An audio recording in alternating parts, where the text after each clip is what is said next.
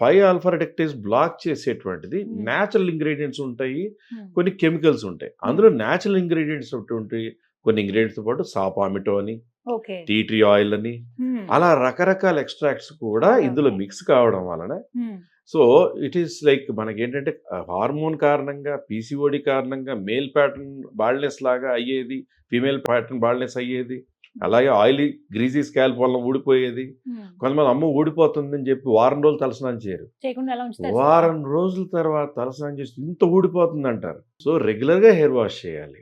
చాలామంది ఓకే. రోజు వాష్ చేయకూడదు అని అన్నమాట అంటారు. నిజం. అది ఎప్పుడు పూర్వీకులు హ్మ్. కుంకుడుకాయ పులుసుతో, షీకాకాయతో, వాటితో వేప చేసేవాళ్ళు రసం కదా! అన్ని పెట్టుకొని, రకరకాల రోజ్ ఫ్లేక్స్ పేస్టులు పెట్టుకొని చక్కగా తలస్నానం చేసేవాళ్ళు. హ్మ్. అలా రోజు చేస్తే ఏమవుద్ది? కొబ్బరి పీచు అయిపోద్ది జుట్టు. అవును. అందుకని రోజు చేయొద్దన్నారు. హ్మ్. కానీ ఈ షాంపూస్‌లో ఉన్న పీహెచ్ బ్యాలెన్సింగ్ అంటారు.